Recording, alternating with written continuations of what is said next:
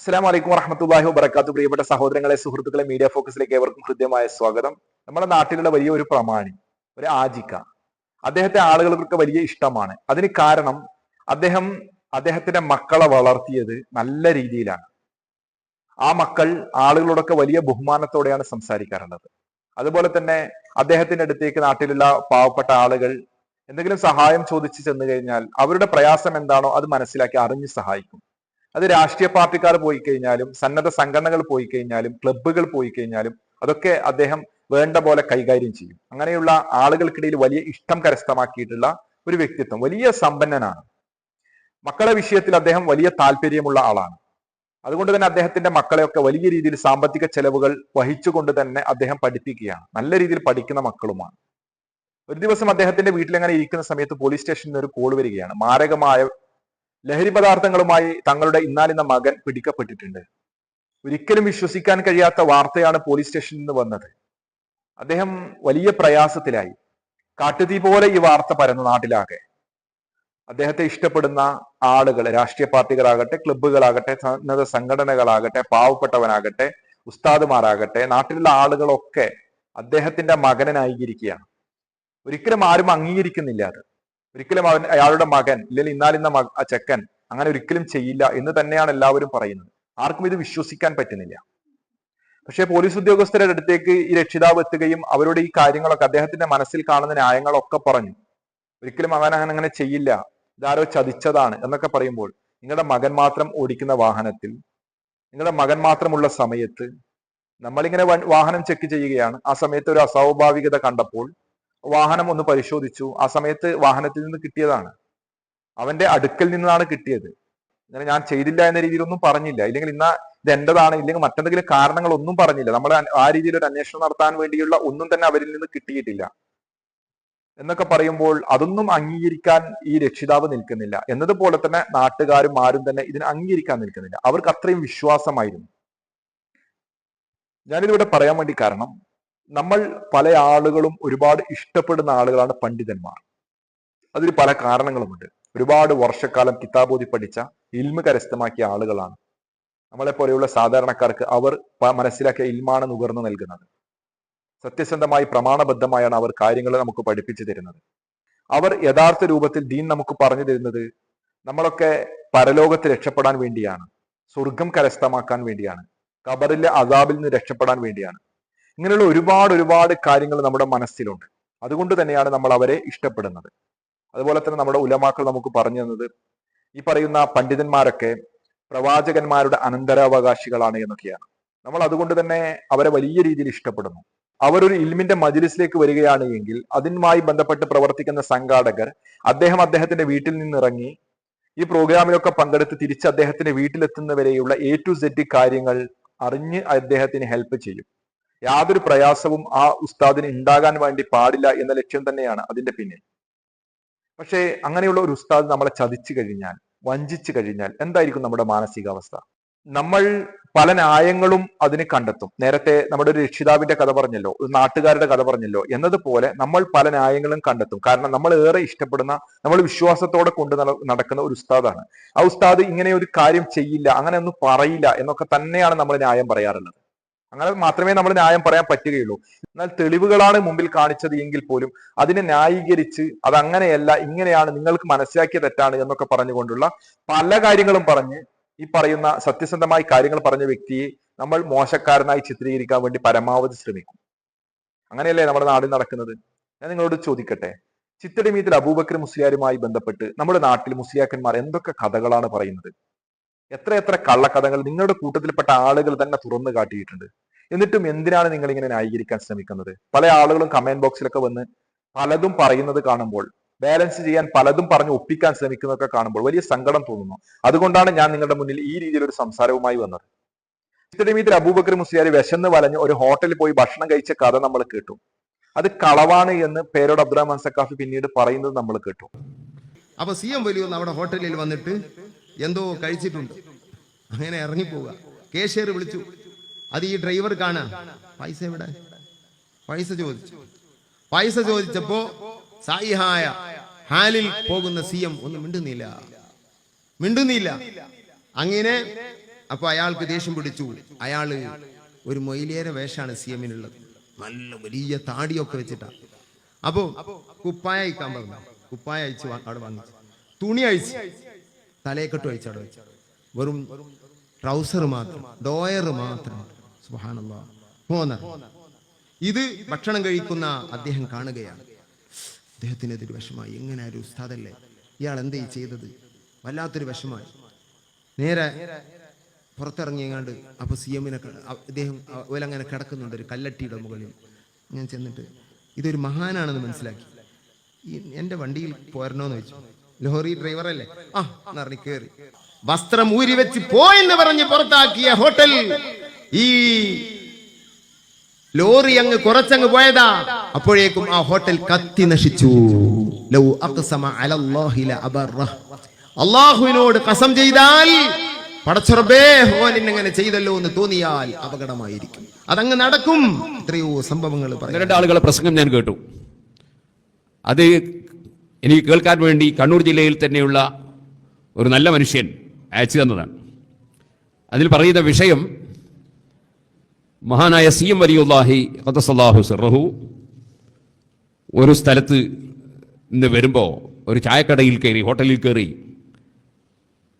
ചായ കുടിച്ച് സംഖ്യ കൊടുക്കാതെ ഇറങ്ങിയെന്നും അപ്പോൾ ഹോട്ടൽക്കാരൻ പിടിച്ചു വെച്ചുവെന്നും അങ്ങനെ ആ ഹോട്ടൽ പിന്നീട് കത്തിപ്പോയി എന്നുമാണ് പറയുന്നത്.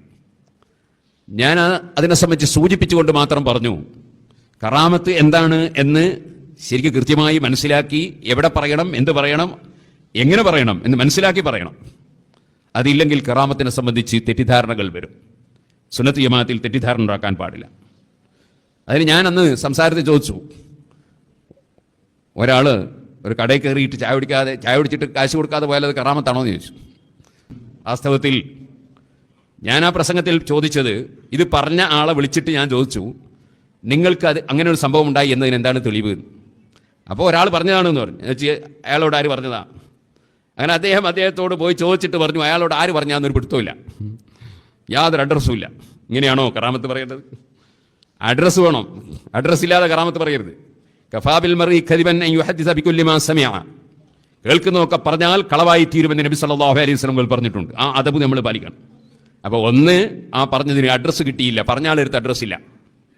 രണ്ടാമത്തത്, ഒരാളുടെ കടയിൽ കയറി ചായ കുടിച്ചിട്ട് കേസ് കൊടുക്കാതെ ഇറങ്ങി എന്ന ഒരു സംഭവം ഒരു മഹാനെ സംബന്ധിച്ച് പറയാൻ പാടില്ല. സംഭവം നടന്നോ ഇല്ലേ എന്നത് മറ്റൊന്നാണ്. മഹാന്മാരിൽ പലതരക്കാരുണ്ട്. മഹാന്മാരിൽ ബുദ്ധി മറഞ്ഞുപോയ ചില ആളുകളുണ്ട്. ചില സമയത്ത് അവരുടെ ബുദ്ധി മറഞ്ഞിരിക്കും. അവർക്ക് അഹ്ലുൽ ഗൈബത്ത് എന്നാ പറയാം. അവർക്ക് മജ്ദൂബ് എന്ന് പറയും, ഉഖലാഉൽ മജാനി എന്ന് പറയും. ഉഖലാഉൽ മജാനി എന്ന് പറഞ്ഞാൽ അതിൻ്റെ അർത്ഥം ഭ്രാന്തന്മാരിലെ ബുദ്ധിമാന്മാർ. ഭ്രാന്തന്മാരിലെ ബുദ്ധിമാന്മാർ.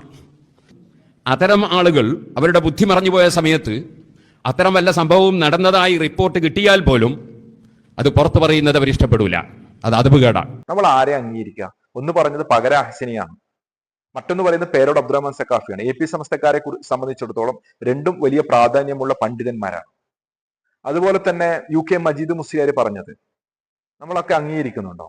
അതിനെതിരെ പേരോട് അബ്ദുറഹ്മാൻ സഖാഫി സംസാരിച്ചില്ലേ? ഇന്ത്യ മഹാരാജ്യം ഭരിക്കുന്നത് ചിത്തടിമീത്തിൽ അബൂബക്കർ മുസ്ലിയാരാണെന്ന് പറഞ്ഞപ്പോൾ അതിനെ നിങ്ങൾ അംഗീകരിക്കുന്നുണ്ടോ? ചിലർ സുന്നത്ത് ജമാഅത്തിന്റെ വിശ്വാസം എന്താണെന്ന് പഠിക്കാത്തവരും അറിയാത്തവരും ഉണ്ട്. അവര് സുന്നികളെ തെറ്റിദ്ധരിക്കുന്നവരുണ്ട്. സുന്നികളാണെന്ന് പറയുന്ന ചിലർ വിവരക്കേട് കൊണ്ട് വിവരക്കേട് വിളിച്ചു പറയുന്നവരുമുണ്ട്. ഒരു തെളിവില്ലാതെ പലതും വിളിച്ചു പറയുന്നവരുണ്ട്. അതൊന്നും മുസ്ലിമീങ്ങൾ ചെവിക്കൊള്ളാൻ പാടില്ല. സുബ്ഹാനല്ലാഹ്. ഔലിയാക്കൾ ഇഷ്ടപ്പെടാത്ത ചില സംഗതികൾ പറയുന്നവരുണ്ട്. ഞാൻ ഇപ്പൊ ഇങ്ങനെ വരുമ്പോ ഒരാളുടെ ഒരു ക്ലിപ്പ് എനിക്ക് വണ്ടിയിൽ നിന്ന് ഒരാൾ കേൾപ്പിച്ചത്. അതിൽ പറയുന്നത് സുൽത്താനുൽ ഹിന്ദ് ഖാജ മുഈനുദ്ദീൻ അജ്മീരി അല്ല, ഇപ്പോൾ ഇന്ത്യ ഭരിക്കുന്നത് ശൈഖുനയാണ് എന്ന് പറഞ്ഞാൽ അദ്ദേഹം ഉദ്ദേശിക്കുന്നത് CM വലിയുല്ലാഹിയാണ് എന്നാണ്. ഇന്ന് ഇന്ത്യ ഭരിക്കുന്നത്, നിങ്ങൾ പറയുമ്പോ എനിക്ക് ഭ്രാന്താന്ന് തോന്നുന്നു, ഇന്ത്യ ഭരിക്കുന്നത് സുൽത്താനുൽ ഹിന്ദല്ല, ഇന്ന് ഭരിക്കുന്നത് ശൈഖുനയാണ്.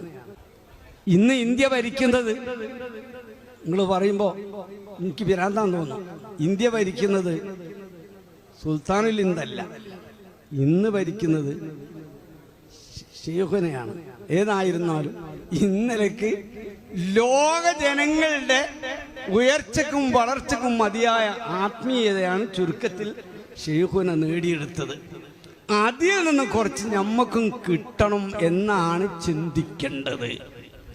അങ്ങനെ ചിന്തിച്ചാൽ തരാൻ മുതലുള്ളതാണ് ഇവിടെ ഉള്ള മഹാൻ.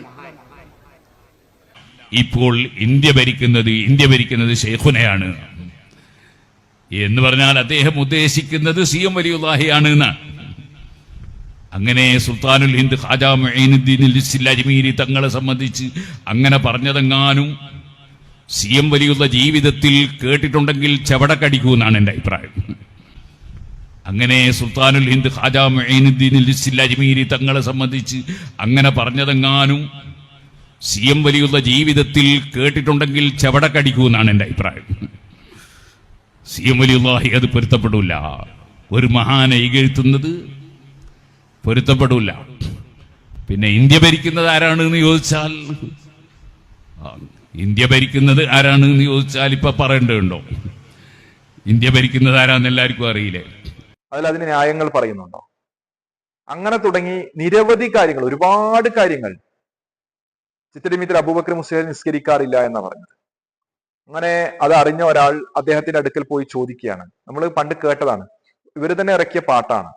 ഉരുളിക്കുന്ന് മുദരിസായ ഉണ്ണി മോയിൻ ഹാജി ഒരു ദിനമിൽ ഹളറത്തിൽ ചെന്നിട്ടോതുന്നേ, ഉരിയാടുന്നെല്ലാരും നിങ്ങൾക്കില്ല നിസ്കാരം, അത് ഊർത്തിടണം ശരിയാണോ കാര്യവും തന്നെ. അങ്ങനെയുള്ള ഒരു പാട്ട് നമ്മൾ കേട്ടില്ലേ? അങ്ങനെ ആ പാട്ടിൽ പറയുന്നത് എന്താണ്? അങ്ങനെ ആള് പോയി, ഒരു മൊയ്തീൻ ഹാജി എന്ന് പറയുന്ന ആള് പോയി, ഉരുളിക്കുന്നിലെ മൊയ്തീൻ ഹാജി എന്ന് പറയുന്ന ആള് പോയി CM വളവരോട് ചോദിക്കുകയാണ്. ആളുകളൊക്കെ പറയും നിങ്ങൾക്ക് നിസ്കാരമില്ല എന്നൊക്കെ, അത് ശരിയാണോ എന്ന് ചോദിക്കുമ്പോൾ അദ്ദേഹത്തിന്റെ കൈപ്പത്തി ഉയർത്തി കാണിച്ചു. അപ്പോൾ ഒരു സ്ക്രീൻ അവിടെ തെളിഞ്ഞു വരികയാണ്. ആ സ്ക്രീനിൽ അദ്ദേഹം ഹറമിൽ ഇമാമായി നിൽക്കുകയാണ് എന്നൊക്കെ പറഞ്ഞത്, അതൊക്കെ വിശ്വസിച്ചിട്ടുണ്ടോ നിങ്ങൾ? അതിലൊക്കെ നിങ്ങൾ പല ന്യായങ്ങളും കണ്ടെത്തിയിട്ടുണ്ടോ? നിസ്കരിക്കാത്ത ഒരു വ്യക്തി എങ്ങനെ ഔലിയാകും? നിങ്ങൾ ചിന്തിച്ചു നോക്കിയിട്ടുണ്ടോ? ഇല്ല, ഒരിക്കലും നിങ്ങൾ അങ്ങനെ ചിന്തിച്ചു നോക്കിയിട്ടില്ല. കാരണം നിങ്ങൾ വിശ്വസിക്കുന്ന നിങ്ങളുടെ ഉസ്താദുമാരെയാണ്. ആ ഉസ്താദുമാരാണ് നമുക്ക് ഈ കഥകൾ പറഞ്ഞിരുന്നത്. അതുകൊണ്ട് തന്നെ നിങ്ങൾ അതിനെ ന്യായീകരിച്ച് മെഴുകി വെളുപ്പിച്ച് നിങ്ങൾ അത് വിശ്വാസത്തിന്റെ ഭാഗമായി കൊണ്ടു നടക്കുന്നു. സത്യമല്ല ഞാൻ ഈ പറഞ്ഞത്? നിങ്ങൾ വിശ്വസിക്കുന്ന മഹാനായ നമ്മുടെ നേതാവ് മുത്തറസൂ കരീം സല്ലല്ലാഹു അലൈഹി വസല്ലം പഠിപ്പിച്ച ദീനാണോ? നിങ്ങളൊന്ന് ആലോചിച്ച് നോക്കിയിട്ടുണ്ടോ? ആ റസൂലുള്ള പഠിപ്പിച്ച ദീനിൽ ഒരു വ്യക്തിക്ക് പല ശരീരം ഉണ്ടായിട്ടുണ്ടോ? അതായത് അബൂബക്കർ സിദ്ദീഖ് റളിയല്ലാഹു അൻഹു ആണല്ലോ ഔലിയാക്കളിൽ ഏറ്റവും ഉന്നതൻ. ഔലിയാക്കളിൽ ഏറ്റവും ടോപ്പിൽ നമ്മൾ മനസ്സിലാക്കിയ അബൂബക്കർ സിദ്ദീഖ് റളിയല്ലാഹു അൻഹു മക്കത്തും അതുപോലെ തന്നെ മദീനത്തും അതുപോലെ തന്നെ മറ്റൊരു സ്ഥലത്തുമൊക്കെയായി ഇങ്ങനെ പ്രത്യക്ഷപ്പെട്ടിട്ടുണ്ടോ? മദീനയിലുള്ള അബൂബക്കർ സിദ്ദീഖ് റളിയല്ലാഹു അൻഹു മക്കത്ത് കണ്ടു എന്ന് പറഞ്ഞിട്ട് അങ്ങനെ ഒരു ചരിത്രം നമ്മൾ എവിടെയെങ്കിലും അബൂബക്കർ സിദ്ദീഖ് റളിയല്ലാഹുവിന്റെ ചരിത്രത്തിൽ കേട്ടിട്ടുണ്ടോ? ഉമർ ഖത്താബ് റളിയല്ലാഹുവിന്റെ ചരിത്രത്തിൽ കേട്ടിട്ടുണ്ടോ? ഉസ്മാൻ റളിയല്ലാഹുവിന്റെയോ അലി റളിയല്ലാഹുവിന്റെയോ ചരിത്രത്തിൽ നമ്മൾ കേട്ടിട്ടുണ്ടോ? ആധികാരികമായി എവിടെയെങ്കിലും അത് രേഖപ്പെടുത്തിയിട്ടുണ്ടോ? മുൻകഴിഞ്ഞു പോയ പ്രവാചകന്മാരുടെ വിഷയത്തിൽ അങ്ങനെ എന്തെങ്കിലും നമ്മൾ കണ്ടിട്ടുണ്ടോ? പിന്നെ എന്തടിസ്ഥാനത്തിലാണ് നാം വിശ്വസിക്കുന്നത്? ചിത്തടനത്തിൽ അബൂബക്കർ മുസ്ലിയാരുമായി ബന്ധപ്പെട്ട് ഒരാൾ പറയുന്ന ഒരു വിഷയം നമുക്ക് കേൾക്കാം. ഔലിയാക്കളിൽ അബ്ദാലി എന്ന വിഭാഗമുണ്ട്. മഹാനായ ഇമാം സുയൂത്തി റഹിമഹുല്ലാഹ് തന്റെ അൽ ഹാവിയിൽ ഫതാവയിൽ പറഞ്ഞിട്ടുണ്ട് ആരാണ് അബ്ദാലി എന്ന്.